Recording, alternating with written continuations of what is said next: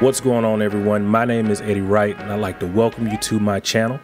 I'm here to share my cooking knowledge with you and to show you that you don't have to be a pro to make great food.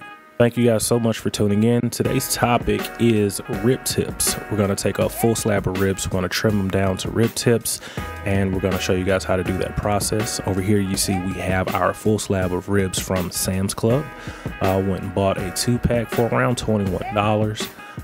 We've had them in the sink for a little bit, bringing them down to room temperature. So we're going to put them here on our mat. As you can see, this is the back side of the rib. We're going to flip it over and show you the front side. Full slab rib tip connected. We're going to take this entire slab, break it down into rib tips, and trim it down to what is called a St. Louis cut.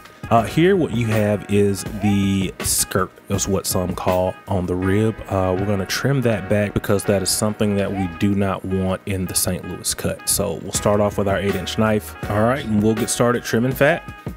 Rib fat does not render very good, so we'll trim off as much as we can. You do not have to get the fat cut off 100%. Some of it is good to remain. For me, it's a personal preference. For some of you, it may be the same. We're not here to talk about competition grade cooking, but we are here to encourage the novice and the home cook to understand that you can cook great meals and put a whole lot of love into it. That's the bottom line. You're going to want to start off feeling around the bone to see where that top rib and the rib tips meet. You're going to want to remember that section. Here we're going to start to trim off the skirt.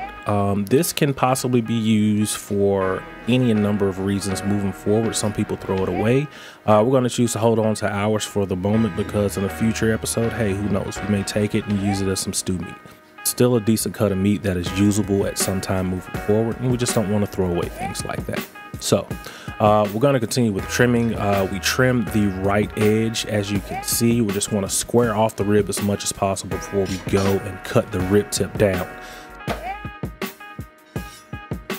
Count 2 ribs on each side and cut straight down. That will give you square edges, and then you're going to flip over to find out where that bone joint meets to where you can cut across the top, get yourself your rib tips, and that'll equal your St. Louis cut.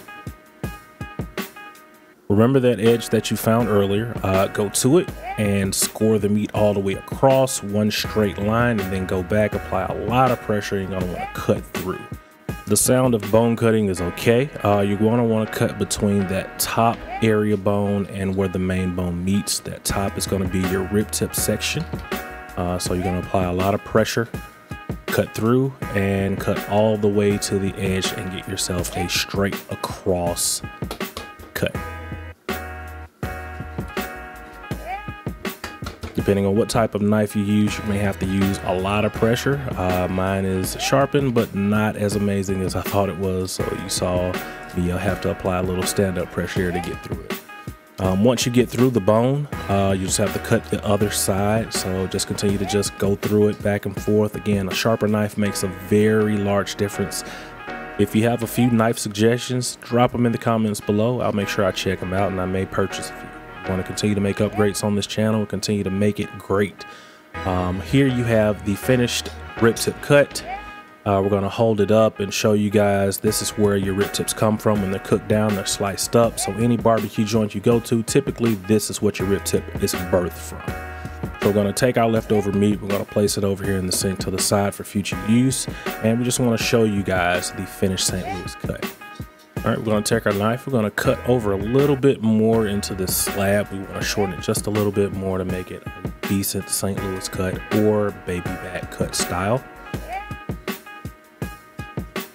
And we're going to take that finished product and put it over in the sink for later.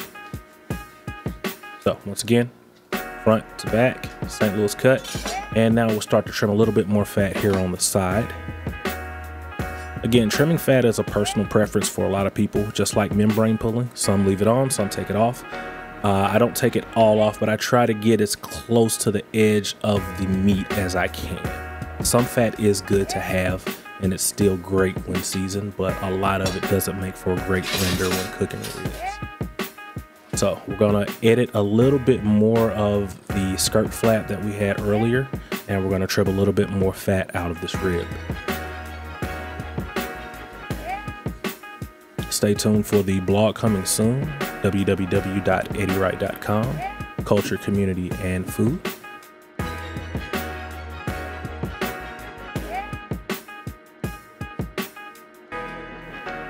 Again, I want to emphasize most people don't really mind fat being on a lot of their meat, but for us, we want to most definitely emphasize that a lot of fat on ribs is not a good thing. It's our preference and it's not law, but if you want a better taste as well as a great overall rib experience, you're gonna want to trim that fat down. Not totally clean 100%, but you're just gonna want to trim it down.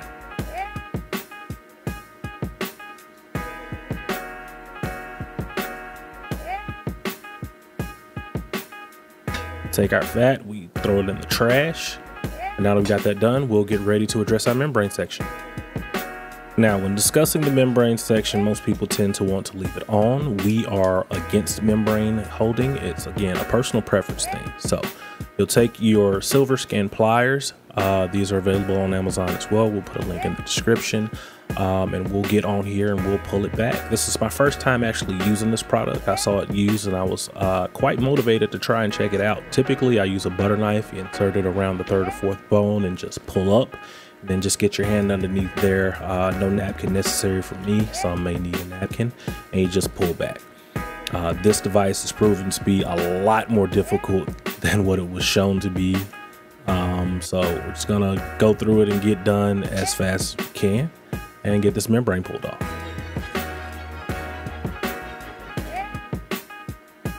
There are other methods of getting around this. Most people just score the membrane. They'll take their knife and they'll cut X's across the membrane so that the seasoning can get in and set in. Again, it's a personal preference. Nobody's saying that either method is incorrect, but we do want to encourage people to develop their own style and flavor to their food prep and cooking, and this is one of the ways to do so.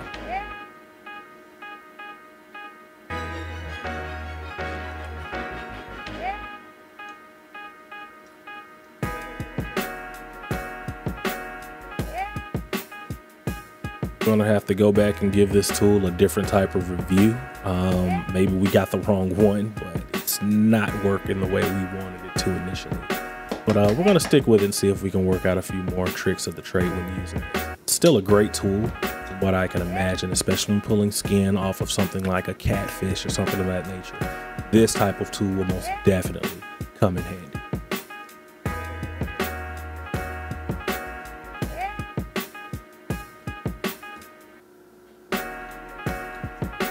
Here I'm trying to make sure I remove all elements of the membrane from the backside of this rib, so I'm being a little bit more tedious than normal.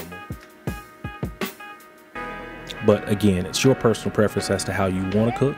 We're just showing you one of our ways that we enjoy.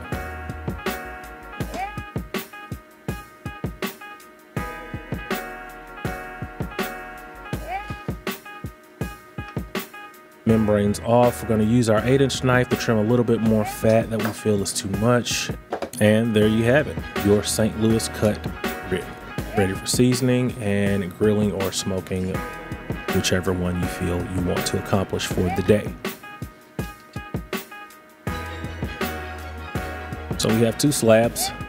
We're going to take the second one out. We're going to go through it just like the first. If you want, you can discontinue the video at this point, but if you feel like hanging around and hearing us talk about a few other things, feel free. We're going to go through the process again. We're going to examine the rib front to back.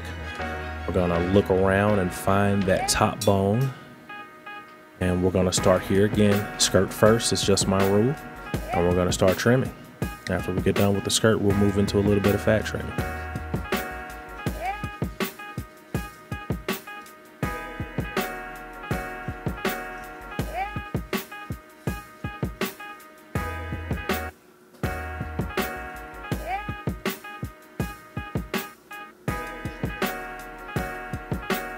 Unless you're grabbing your ribs from a great butcher, you will have to trim fat and you will have to trim some elements of the rib.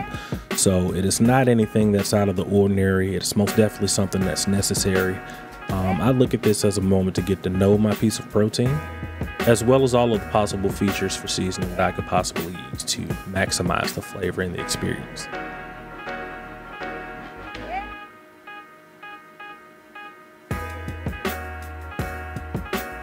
Notice as I'm cutting, I'm pulling the fat to kind of make it easier to get underneath or as close to the base of the meat as possible. When I say base of the meat, I mean the actual lowest portion of the meat without cutting the meat.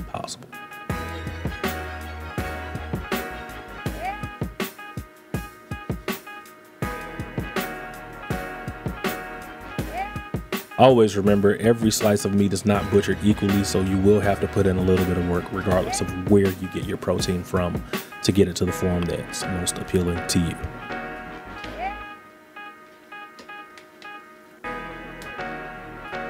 All right, we're going to take our slab, we're going to flip it over, we're going to examine a little bit more. We're going to find that top bone, where that top bone and that rib tip bone meets. We're going to remember that. We're going to cross a line all the way across. Get ready to make a cut to break down our St. Louis style section.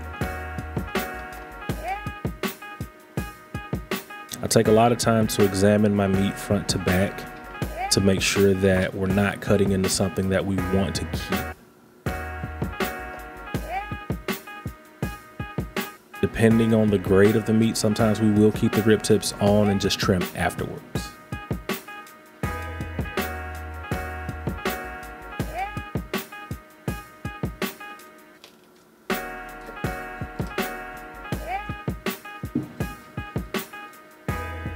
Again, drawing a straight line all the way across. Want to get right into that section, hit a little bit of bone and cut through and get our rib tips off.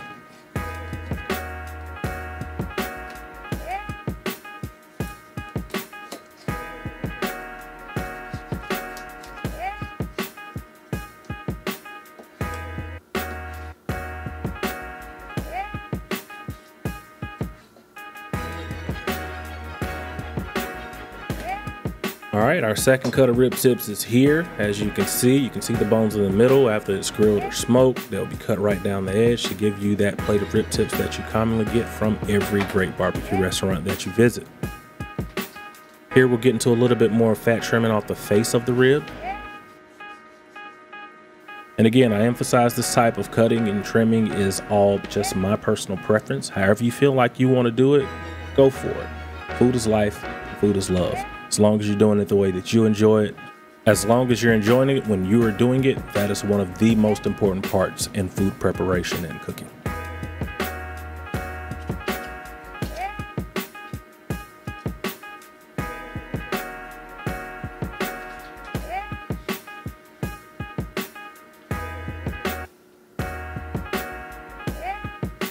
All right, we're going to count a few bones over. We're going to square off our ends here. I always want to make sure you cut between the bone and not the bone when you're squaring off your ends. Take that excess, put it over to the side for later.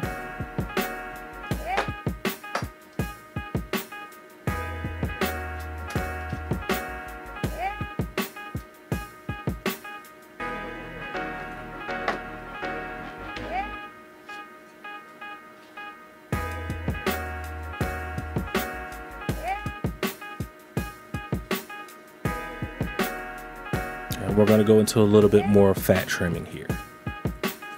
This was a very, very fatty cut of meat. That's probably why it was just 20 bucks for a pack of 2. But it doesn't matter. We're going to make the best out of these $20 slabs as we can and enjoy the process. And again, taking our silver skin pliers, we're going to attack that membrane and we're going to pull hard as we can all the way across.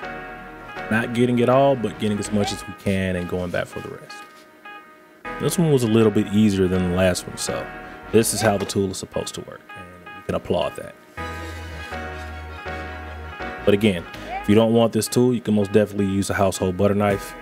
Stick it in between on top of the 3rd or 4th bone, go all the way up to the top and pry up. Give you a nice area you can get your hand underneath and remove that membrane. So once again, here we have it. 2 St. Louis cut style ribs, prepped from a full slab of ribs, remove the rib tips and the ends. Next, we'll get into the seasoning of our protein, and we want to thank you guys for checking out the channel. Make sure you like and subscribe.